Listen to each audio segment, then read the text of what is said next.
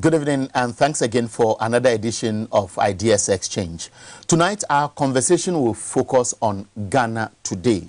A lot of things have been happening in this country. Remember, this country is already polarized. A lot of people are suspicious about every move.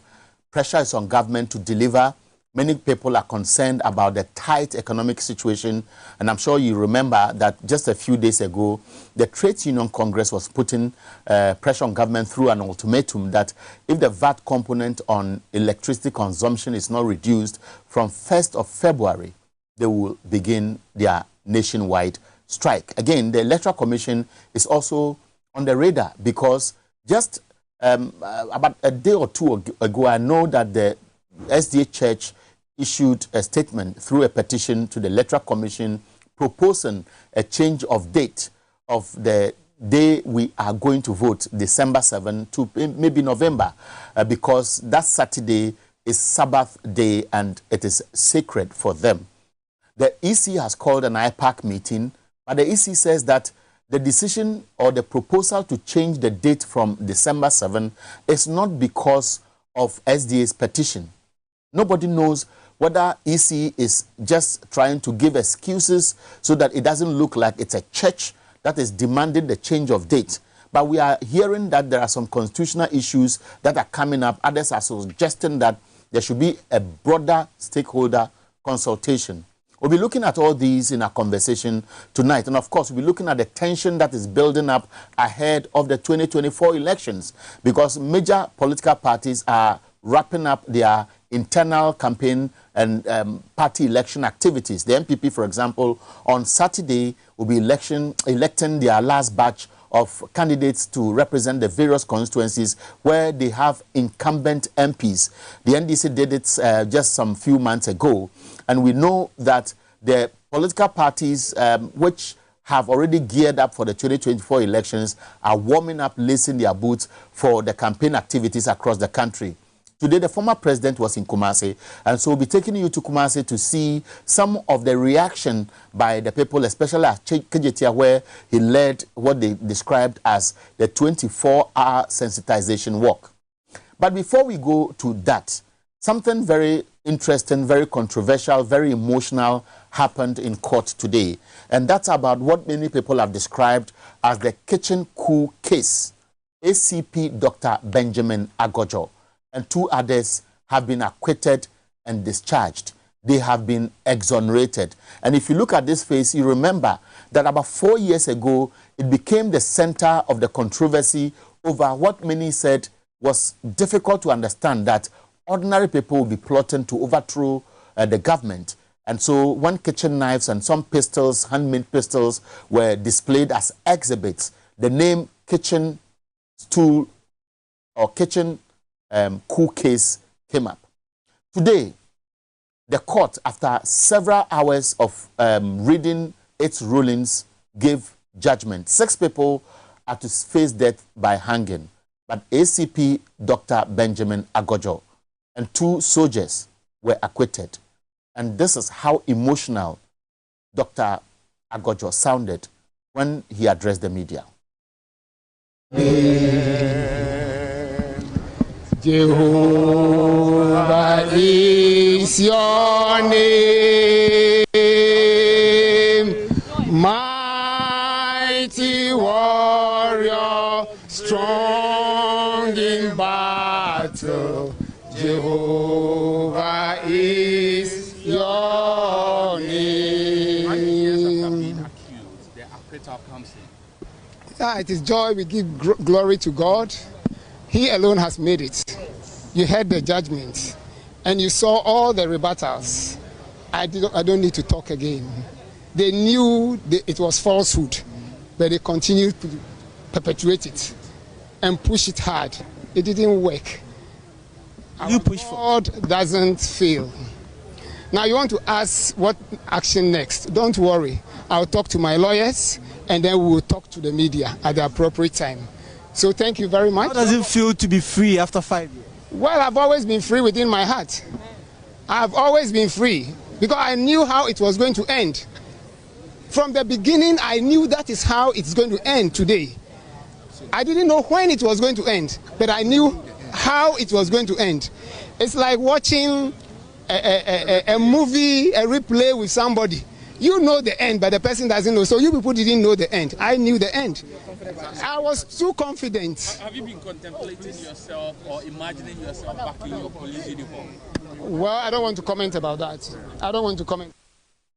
Well, as far as we are concerned, the lawyer for Dr.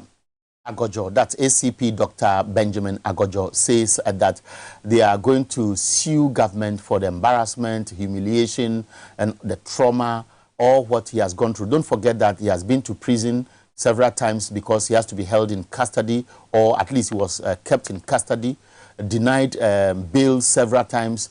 And there was one time, I remember one of his the lawyers in the case, lawyer Kojoga Adawudu, told the court, and I want to be specific, that the state and the Attorney General had used a murder suspect with fake education certificate who was recruited into the army as star witness, and that was 137-year-old Sergeant Awaf. I don't know what has happened to that claim or that allegation against the star witness in the trial of this controversial case, which started about 5 years ago. One of them is already dead, Dr. Mark Palm, who was arrested because some weapons were allegedly hidden at his hospital premises, has died, and some of the relatives suspect that the death is a result of the trauma and all the thinking he went through over the period. But ACP Dr. Benjamin Agojo had always been positive, because if many of you remember 4 years ago, he said he was being gagged. At a point, he was threatened that they were going to take his uniform from him and so on and so forth. So we are recalling some of the moments when this case started, and listen to him, how defiant he sounded at the time. Thank you very much for the support. These charges are frivolous. I'm as strong as anything. I'm not going to be bogged down. Nobody can gag me. Nobody can gag me. Nobody can gag me. I have not committed any crime. I've done nothing wrong. I mean, the president called upon us to be citizens. So when I express my opinion on a WhatsApp platform, unrelated to any alleged coup, nobody should bog me down. And I'll stand for this. I will stand for this till the end. It's okay. They cannot break me down at all. It's okay. And I'm as strong as anything. It's okay. Thank you very much for your support. Thank you very much. Thank you.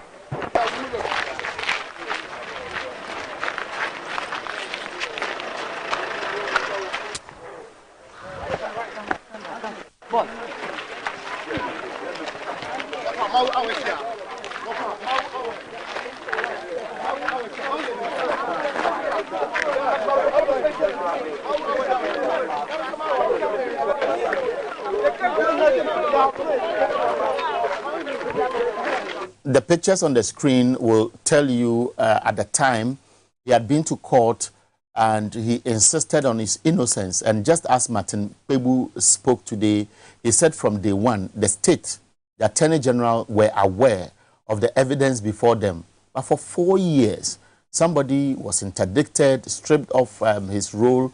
And at that time, he was one of the key officers who were leading the reforms in the Ghana Police Service. And I remember he became popular when, after his arrest, actually, when many people recalled a statement, a very positive statement he made about the police service and what he thought could be done to redeem the image of the police and depoliticize the institution as we know today.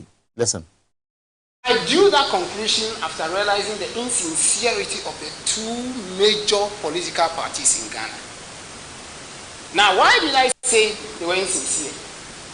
These were parties that were invited to a dialogue series by the Inspector General of Police then, and they openly disassociated themselves from any activities of the vigilante groups. They said they had nothing to do with that. And some of you here were present when they signed a communique, and the communique is available, declaring that they had nothing, absolutely nothing to do with it. And you only need to look at that communique to see the important personalities in the two major political parties that signed that communique. And yet, behind the scenes, they continue to train. And later, they had to concede and declare that they are our own people, I quote, and unquote. I'm equally, therefore, not surprised that today we have more groups coming up.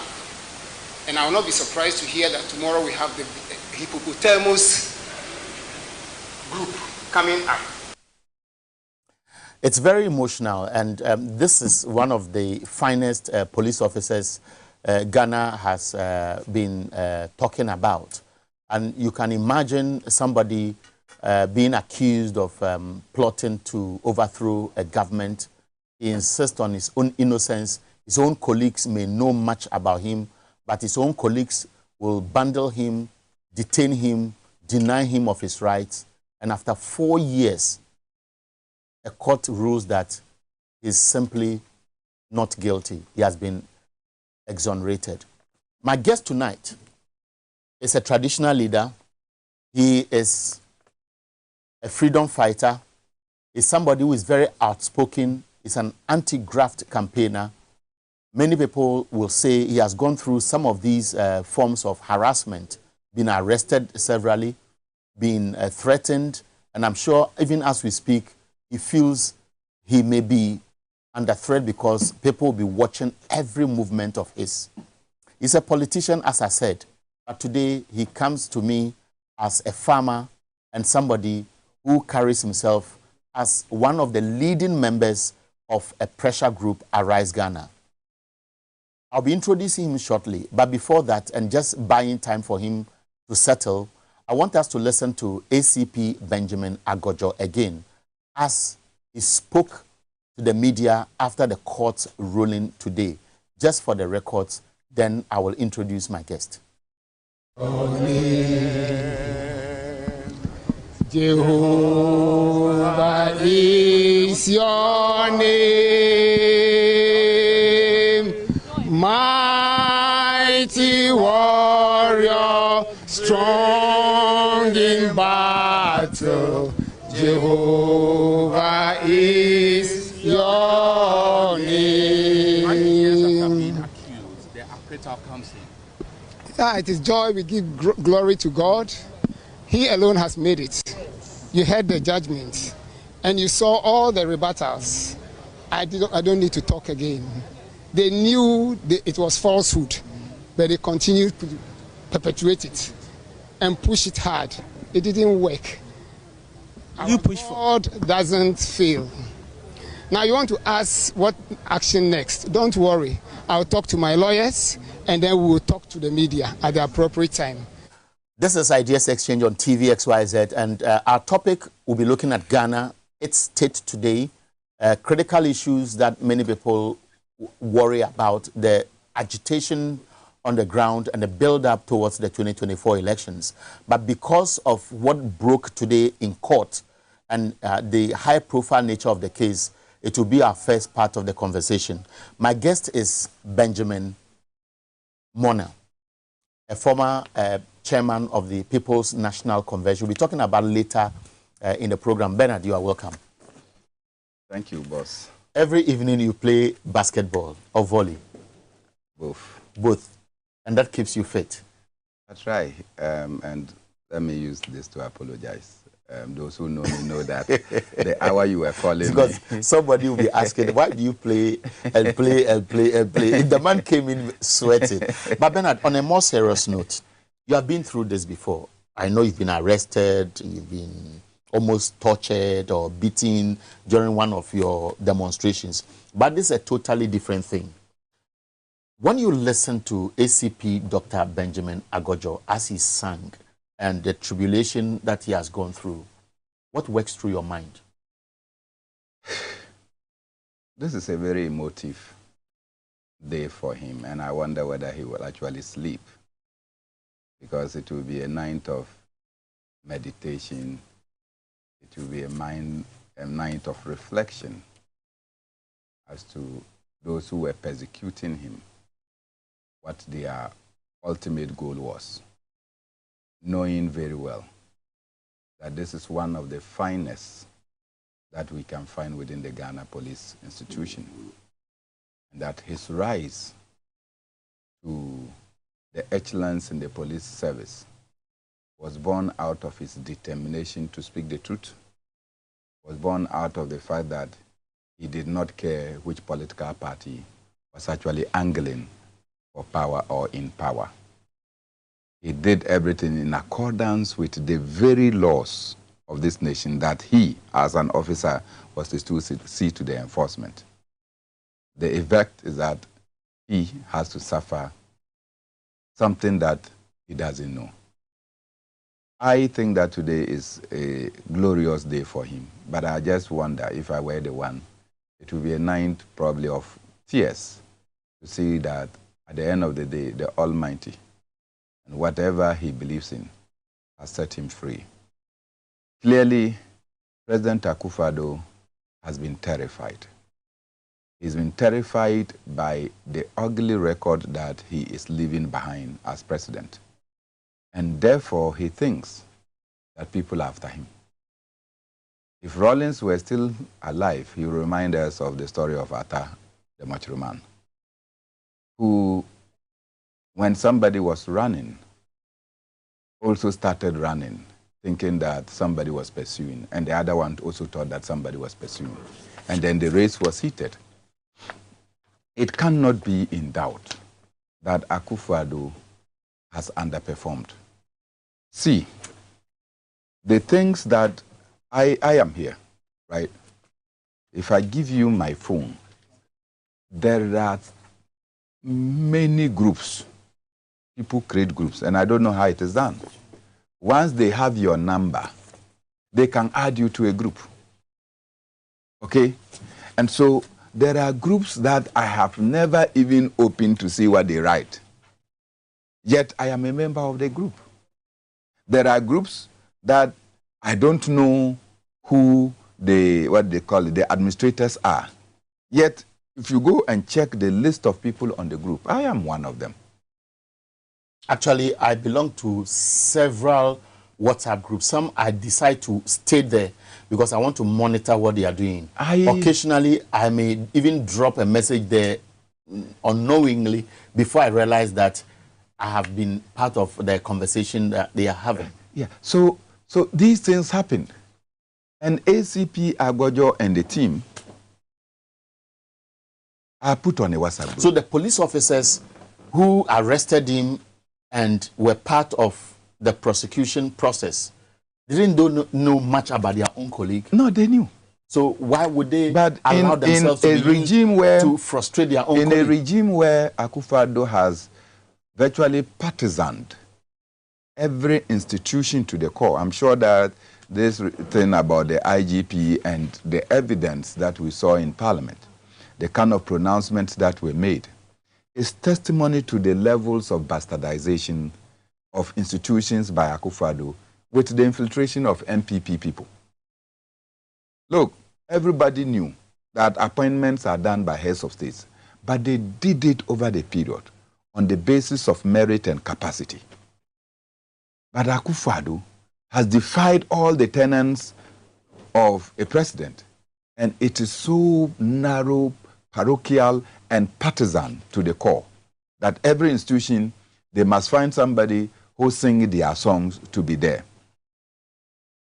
One of the persons who was accused of the coup plotting died in jail.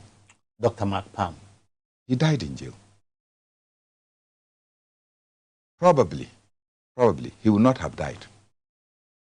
Probably, he would have gotten the required medical attention to save his life for himself and for his family. And probably for our nation, because he would have been saving other people's lives by the work he was doing as a doctor. Needlessly and uselessly, we decided that we should infringe upon people's rights by thinking that by doing so, we're containing coup d'etats. You know, our national security architecture has been one of the most useless institutions in this country. This is a strong statement. Why? Listen, this is a national security that will tell us, issue statements, that they have seen people of suspicious character roaming the Nakpanduri range, and that we should be careful. What does it mean? any national security of character and substance. When you see people of suspicious character, what you do you apprehend do? them, or you monitor you encircle them and monitor their activities and to check whether they are of any harm to the society or otherwise.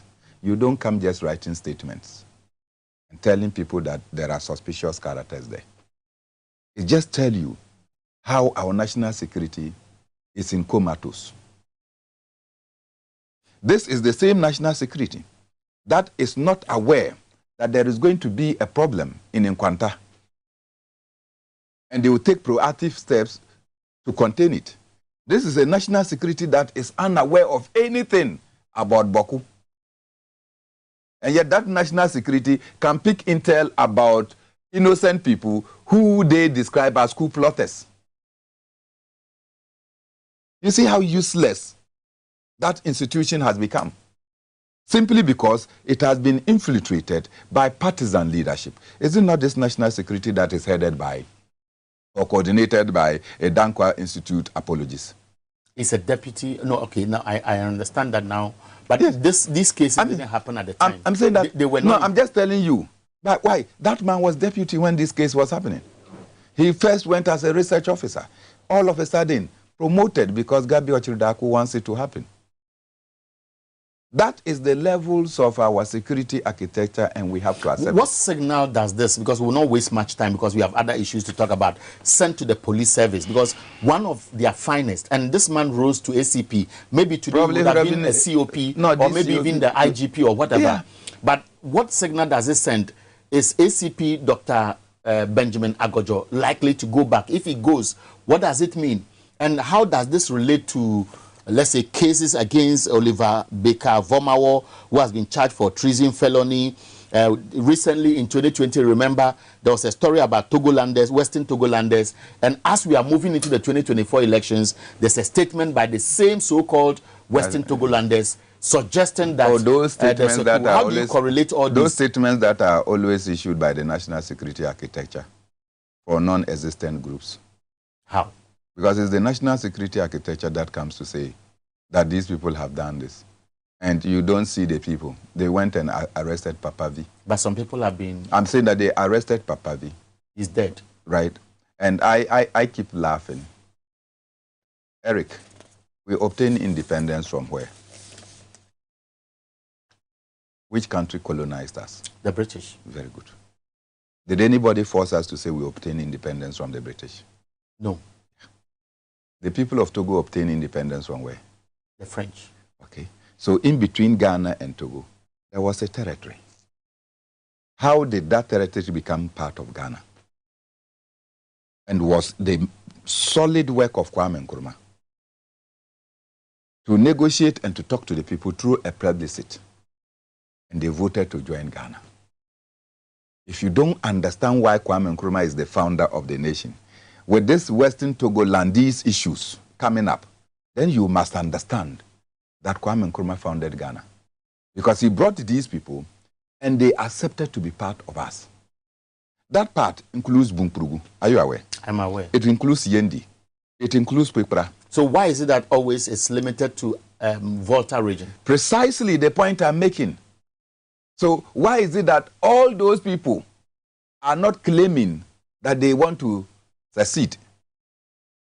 And it is always the case that they will take it to the Volta, because the Volta is seen as, quote, a well bank for the National Democratic Congress.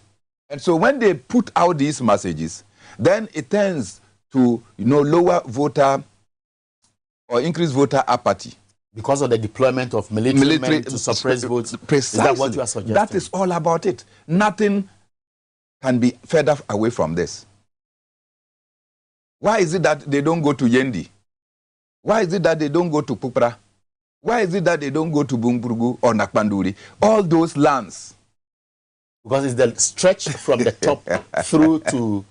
I hope you understand. So that's why I'm saying that when you have people with feeble minds, and they come and they are making these things. No, but this is very interesting because the angle you have raised brings to question the fact that all the chiefs in the Volta region have not openly spoken in favor of this so-called non-existent group. all the MPs in the region haven't spoken.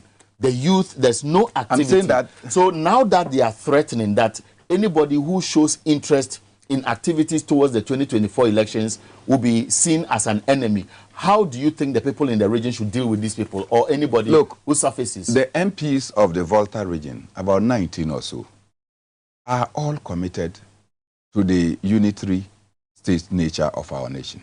Ghana. They are committed to the project that Kwame Nkrumah established. They continue to speak for the nation Ghana. They have represented, Okujeto Ablakwa represents us on the Foreign Affairs Committee in Parliament. He speaks eloquently about the unity of not only Ghana but of Africa. He is not a secessionist. The people he leads are not secessionists. It is some kind of people under the cloak of national security that will hide somewhere, issue a statement. If there is an issue to be dealt with, it is negotiable. It is not by guns. And I just don't understand why the Kandapa-led national security will be the only one that any period getting to elections, there is Togoland secessionist group that are threatening. It doesn't. If they want to threaten, they should go to Kupra. And I can tell you, because I am a chief in that area, I can tell you that from the Napanduru, Bumpurugu, Bankun, all that area, it's evident that in terms of the trusteeship, they were also part of the trusteeship. Nobody. All the people I know, all the MPs I know, continue to be part of Ghana, and they continue to preach the unity of our nation. And yet, when it is getting to election time, you move to Togo, to the Volta region, and go and claim that they are secessionists. The people of Togo got their independence from France. The people of Ghana got our independence from the British. In between, the Germans were holding some countries or some territory. When the Germans were defeated, that territory was handed over to the UN. Then Kwame Nkrumah came and told the people that instead of being a headless society, be part of our nation, let's work together. And the people agreed through a plebiscite.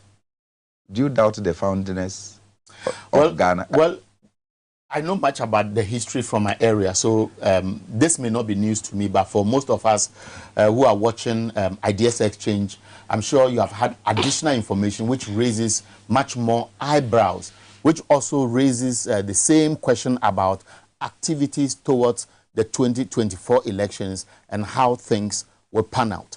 Now, the reason why Bernard Mona is here is that yesterday there was an event, and this event was addressed by Julius Malema from South Africa. I think he represents the EFF. Is it party? EFF. It's a political party. It's a political party, and I think the third force in South Africa. He made some statements. And soon to become the first force. I'm not in South Africa, but I seriously believe your wish, because he's a friend of yours. And so Julius Malema addressed an event in Ghana yesterday. We'll be speaking to it. We'll be looking at some of the critical issues raised. We'll walk into activities of the Electoral Commission, because yesterday something interesting happened. They talked about the potential of a change of vote from a voting day from December 7 to November. The NDC has already issued a statement suggesting that they cannot be part of this conversation unless there is broader consultation. The EC, interestingly, after SDA has petitioned the EC, is saying that this conversation about change of date is not because of the SDA's petition, but it is EC's own action. It raises some funny questions about EC's own posturing, whether it is operating by itself or it is acting in a way that people will continuously be suspicious. But before we talk to that, I want to give you excerpts of what happened yesterday.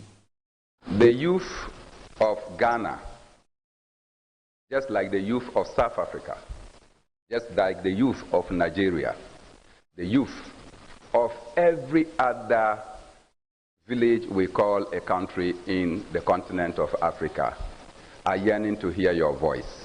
And it is our duty to provide that platform. Our comrade Julius Malema, you're welcome.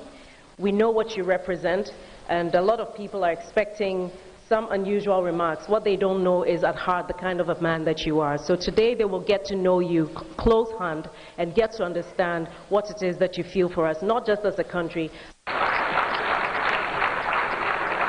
Ghana became the most celebrated democracy. But the democracy of Ghana is threatened by corruption.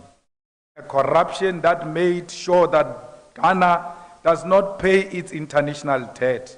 As a result, today, Ghana is unable to self-determine because everything else is dictated to Ghana by IMF and the World Bank because the current leadership failed to honor their obligation. Corruption is a threat to a wonderful democracy anyway because it's eating on the moral fiber of democratic dispensation. We must never ever celebrate anyone who is corrupt or seek to defend the corrupt individuals irrespective of our political affiliation. If you are an engineer like my brother here, if you are a doctor like my sister here, you've got the qualifications, you've got what it takes.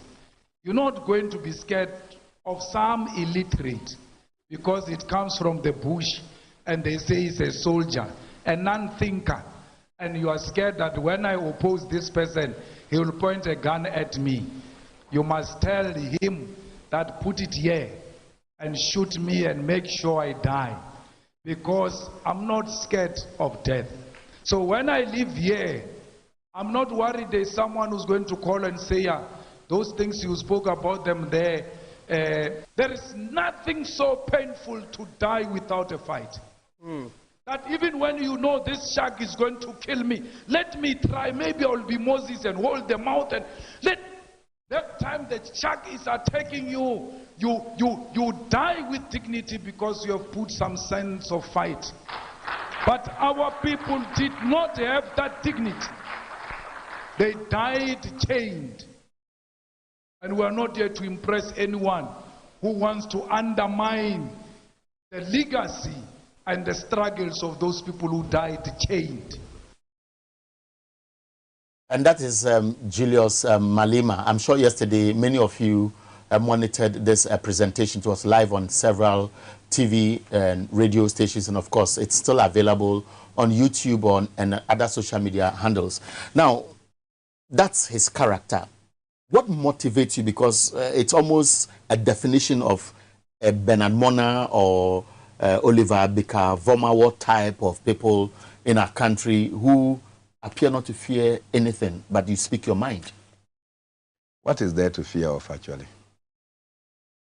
Because the ultimate price of humanity is death.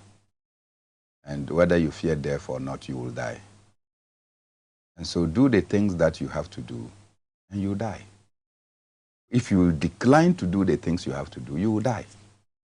If you do them, you will still die.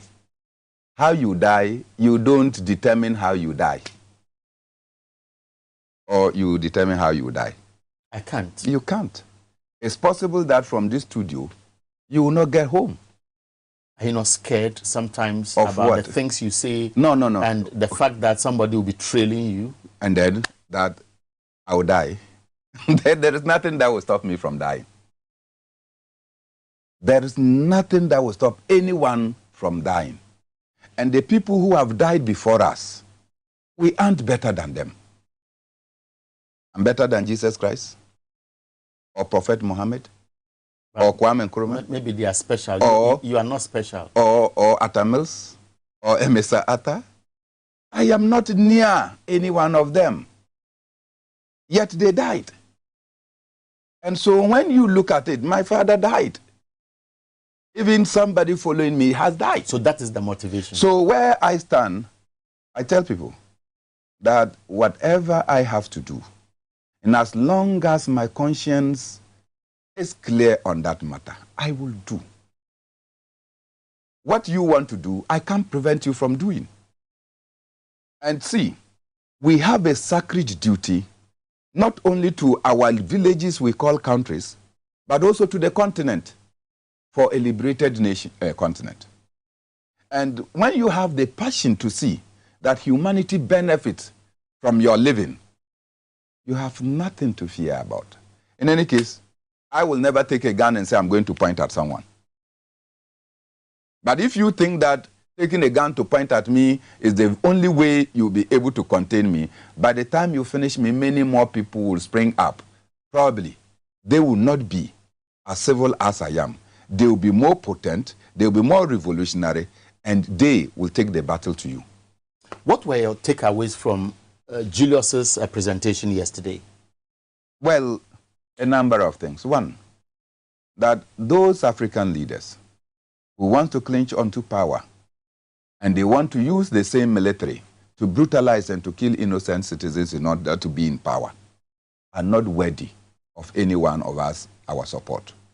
That those who will want to win power simply because without the power they cannot do anything and blood must be shed. And I think that he was speaking precisely to the 2020 elections, where over 9 people had to die for the first time in our history. Not even under military leader Jerry Rawlings did we suffer the kind of fate we suffered in an election that was simply to usher. Look, Akufo-Addo had won elections with a certain president. Then is another election. Then he sent soldiers to go and kill innocent citizens. Those people that have... How do you conclude he sent soldiers? It is Akufo-Addo who is the head of it. You see, Chris Hutin is the what? The coach of the Black Stars. When things did not go well, I have a different thinking. But the thing is that who is the leader? The leader must go first. Then there was a management team of the Black Stars. That management team has been dissolved. But if you ask me, the GFA must be dissolved. Because from 2019 up to date, this GFA has been abysmal. We spent so much money, and yet this is their performance. So if you were asking me, that is where I'll tackle it from. But the leader of the Black Stars is the coach, Coach Packout. The leader of our nation and our executive and all the institutions, and the commander-in-chief of the Ghana Armed Forces, the soldiers that went out to kill the people, is President Akufo-Addo. You want to say that they will take an action without the knowledge of the Minister for Defense?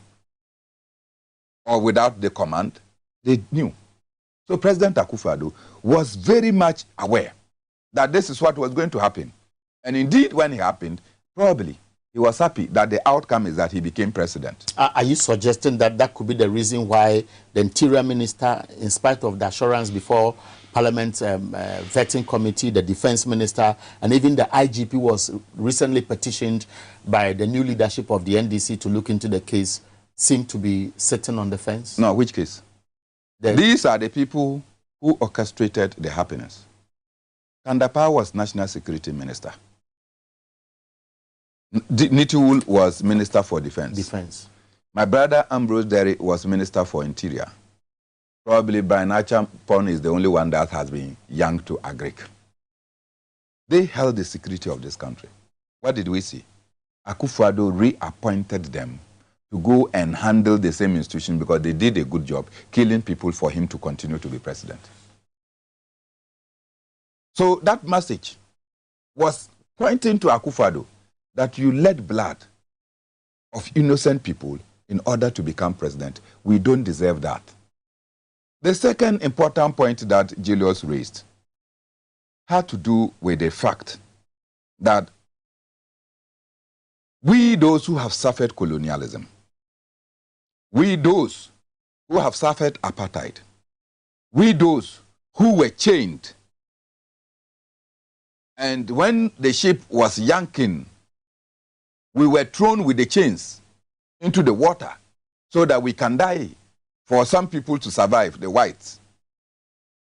We, whose land was taken away from us, whose resources, whose mothers, whose sisters were raped, and those who did not allow themselves to be raped were killed, we cannot support an apartheid Israel. Who was Julius referring to? He was referring to Akufo-Addo for opening his mouth to say that we stand with Ghana. Me, I stand with Ghana. We stand with Israel. Me, I stand with Israel. How can me, I stand with Israel, when I know the effects of colonialism on us up to present day? It can only take somebody who has not fully liberated himself from colonialism to think that Israel is any different from those who colonized us and put us through the mess that we are. That is the message Julius delivered. The third probably important point has to do with corruption. And he was very explicit that corruption under the current leadership. Who is the current leadership? President Akufo-Addo and his cousin, Ken Ofori-Atta. That anytime they borrow, they indebt this country, they make money. That even when we suffer COVID-19 and people are sick, they take money and go and put it into enterprise insurance and what have you, without a single insurance certificate or beneficiary of that insurance. They steal from us, thieves. So probably, Malema was just shy of telling them that these thieves are responsible for the decline of our nation, and it is the levels of thievery that landed us back to the IMF and sinking us even further into debt. Now, let me ask one quick follow-up question, then we can take a short break and come here. Now, Julius Malema's presentation likened, in my understanding, colonialism to bad governance. But we know that democracy is supposed to enhance governance and development. But in Ghana today, it will appear as if it is a tool for punishment. For example, the president was very blunt by telling the people of Ekumfi his mind why he has to deny them development.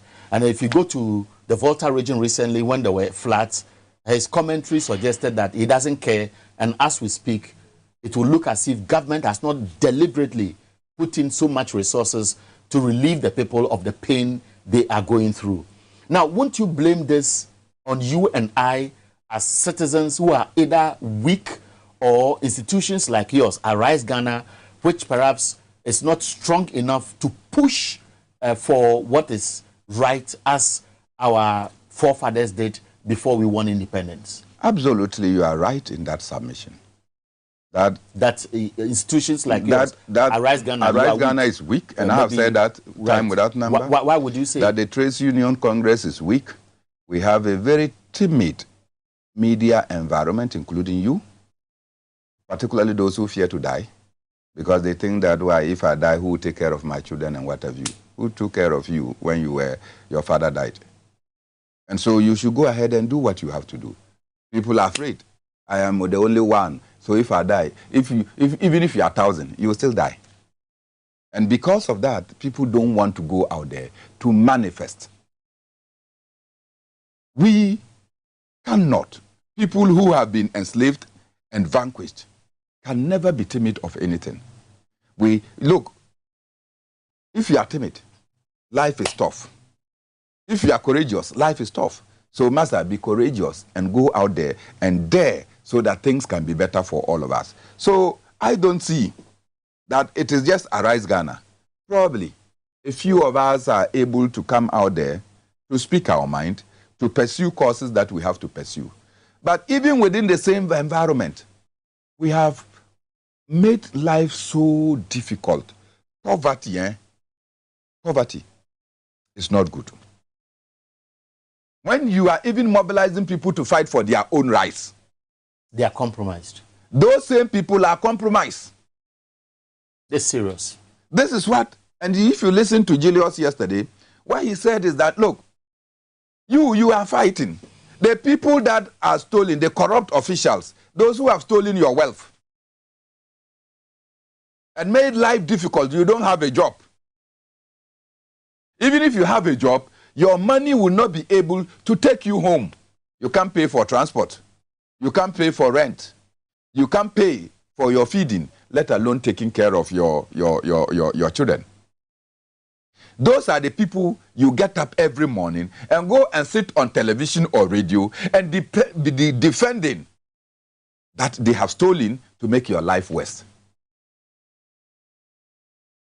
You see? But the TUC is speaking. It has issued a 7-day ultimatum. The TUC is now beginning to realize that the TUC is now beginning to realize that they have been quiet and docile for too long.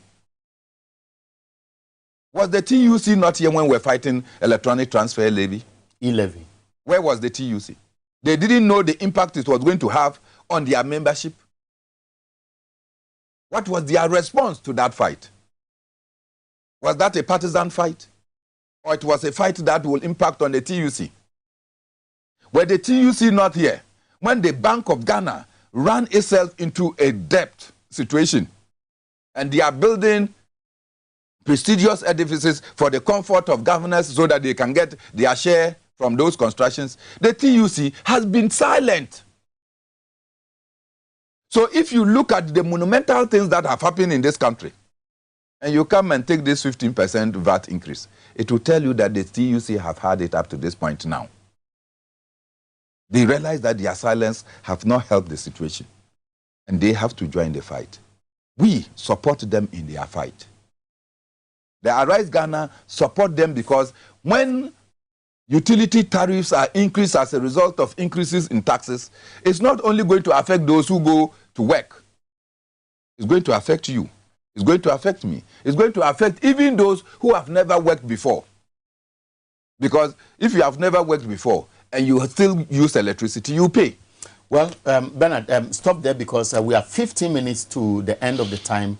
The next phase of our conversation will look at politics. Politics, i.e. EC, preparations towards the 2024 election. Don't forget, a number of things have come up. Use of indelible ink, I'm told it's still a conversation that is hanging. The fact that people will have to, well, let me just stop there. But before we take a break, and because the next phase will be looking at a conversation about politics, I want to share with you what happened in Kumasi today because the former president was there. He's a 2024 presidential candidate of the NDC, and he was there for what they described as the 24-hour sensitization walk. And Kumasi, being the stronghold of the opposition, NPP gave him a warm welcome.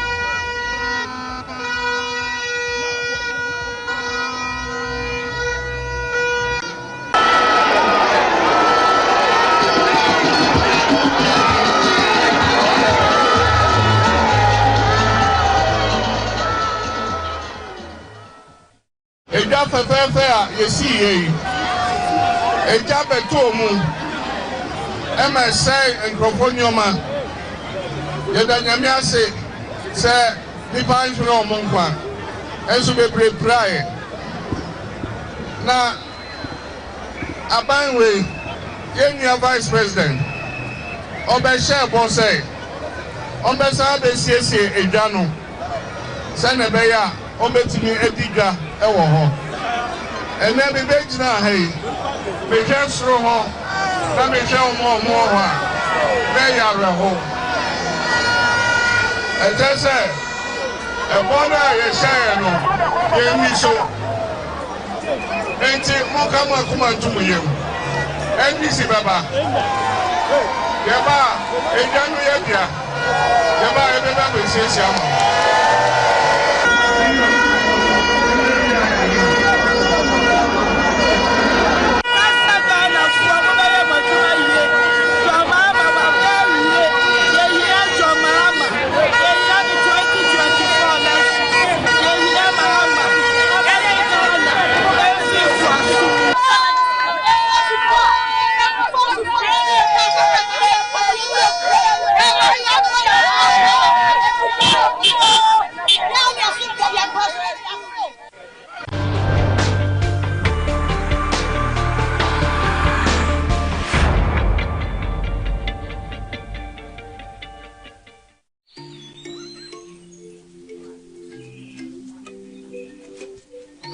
Upon your arrival, you are introduced to your butler, who plans your itinerary.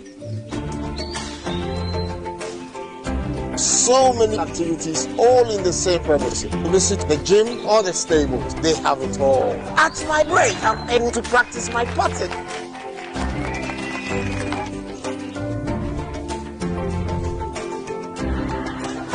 They used only electric vehicles here. This creates a serene environment. I'm told it's over 1,000 acres. My cabin here sits on 2 acres with a large terrace space overlooking my private swimming pool. Now this is royalty. They have their own farms, thousands of fruit trees. I can also have my lunch here at the waterfall. Oh, it's a beautiful place you have yourself.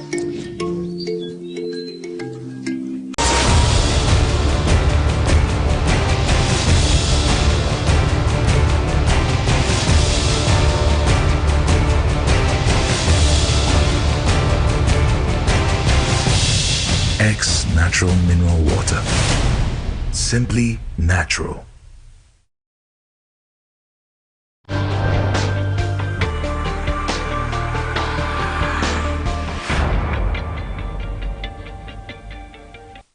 This Ideas Exchange on TVXYZ, my guest is Bernard Mona. He's one of the leading members of pressure group Arise Ghana.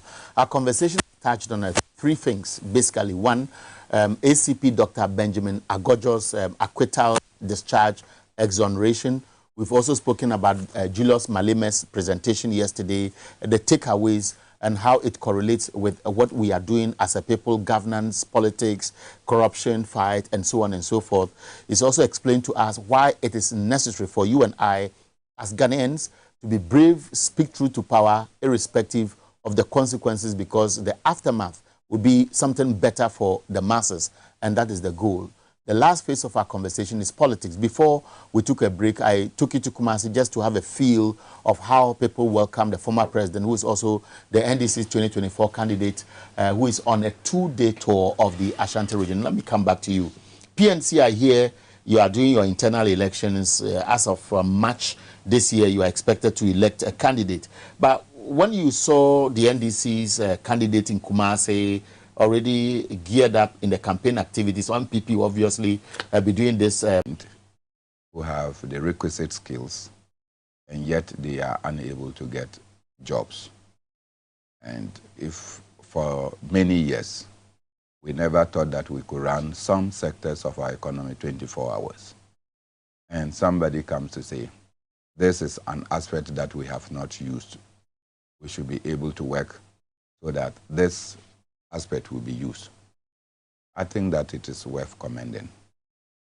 My only point of teasing them is that if you were doing 24-hour economy, you should do a 24-hour walk.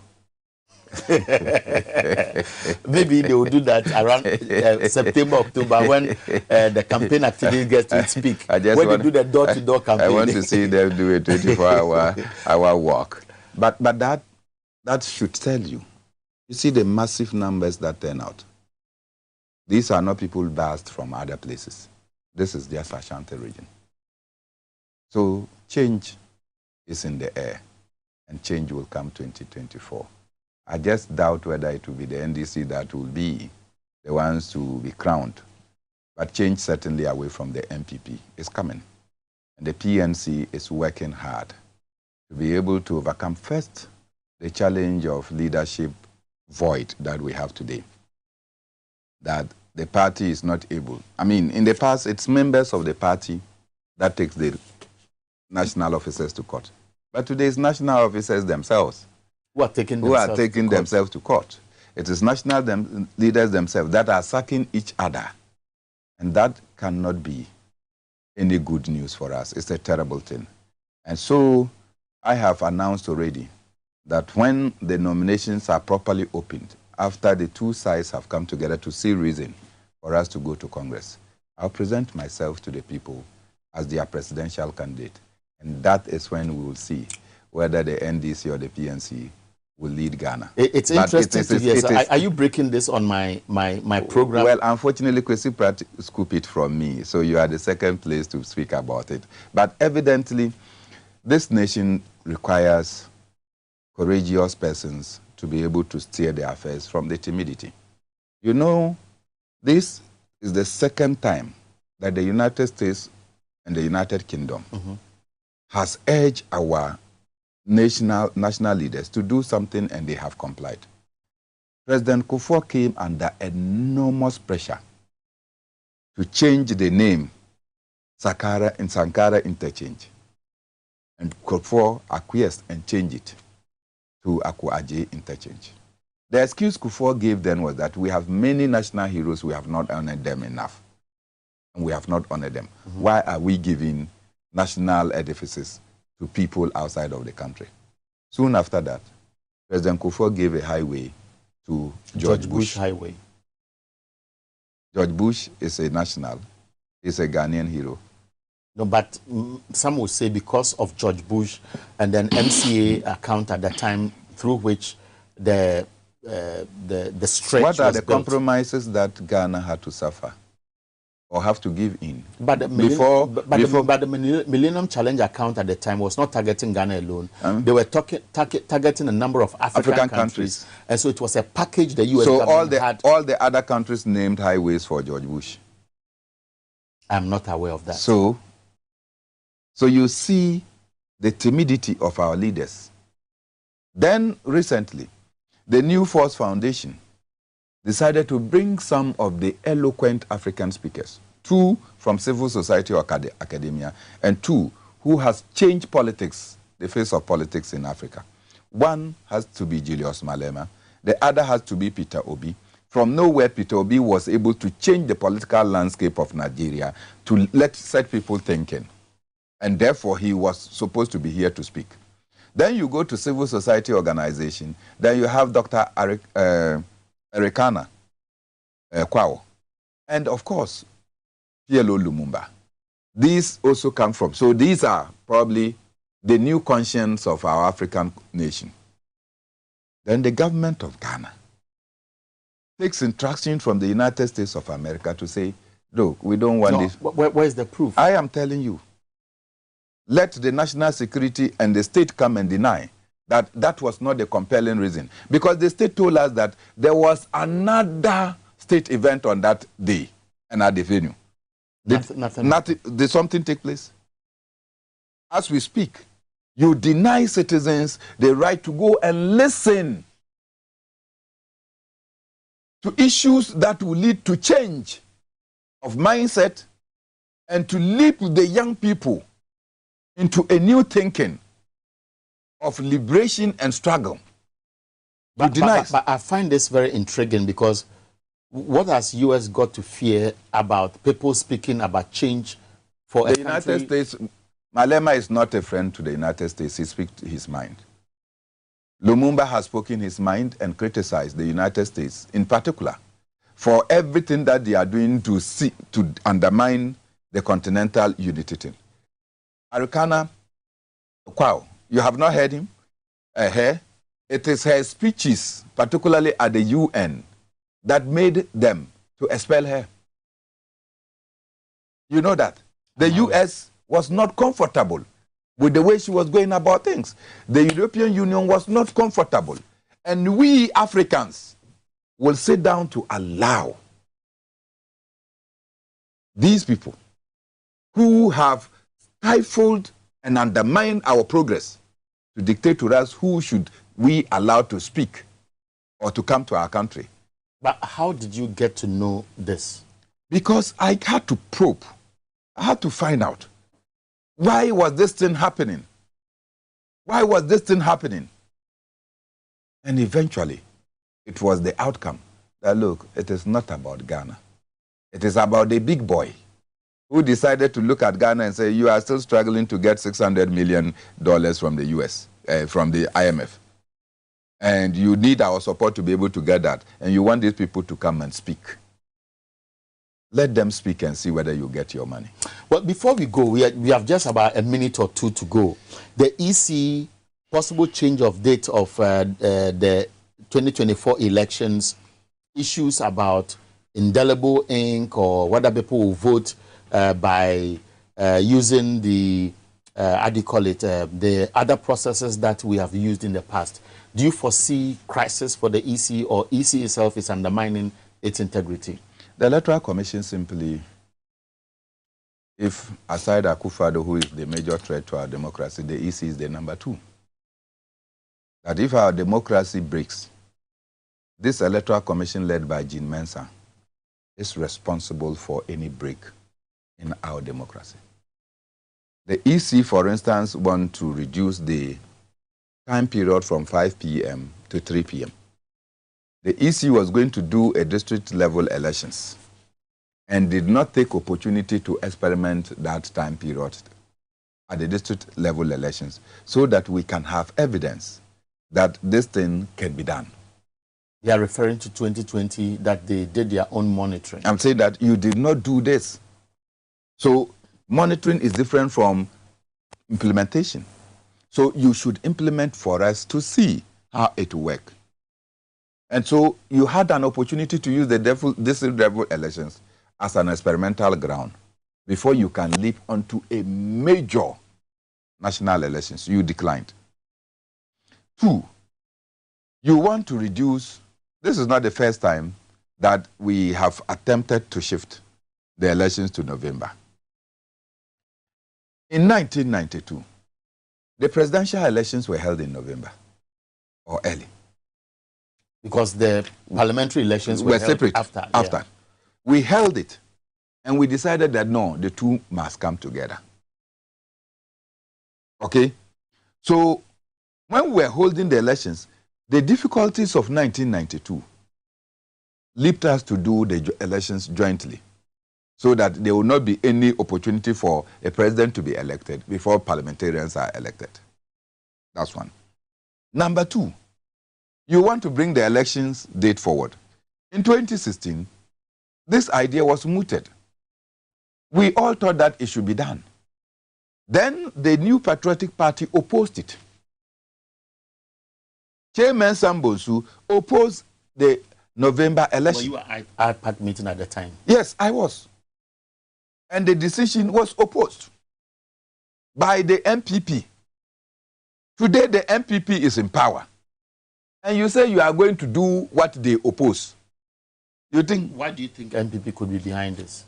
You know, I don't know what it is, because they feel that they have the resources.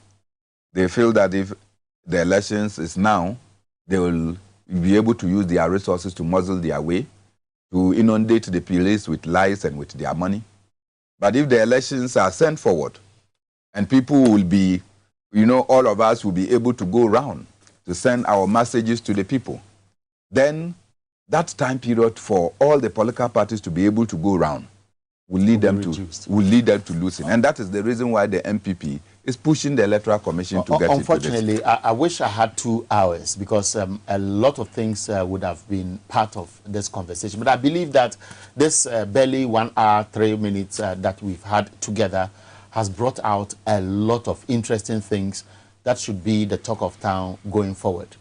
Join us tomorrow between 1 and 2 p.m. for a repeat of this conversation, of course, on our social media handles. We are grateful to our producers, and of course, all those at the master control room and inside the studio here behind the cameras. I'm so grateful. Let's meet again for another edition of Ideas Exchange. Bernard, is going to be a presidential candidate of the People's National Convention. Don't forget that you are a potential running mate. Don't worry, I'll be a running mate. But I have an interest, and I'm wondering whether I'll leave that interest to follow you. However, I am praying that people will give you as much votes, so that if there is a runoff, then I'll bring you on board. You just pray that I don't capture you. This is just to pull your legs. Thank you very much. I've enjoyed the conversation. Always. We'll do this again. You are a delight too. Thank you. Bye-bye for now.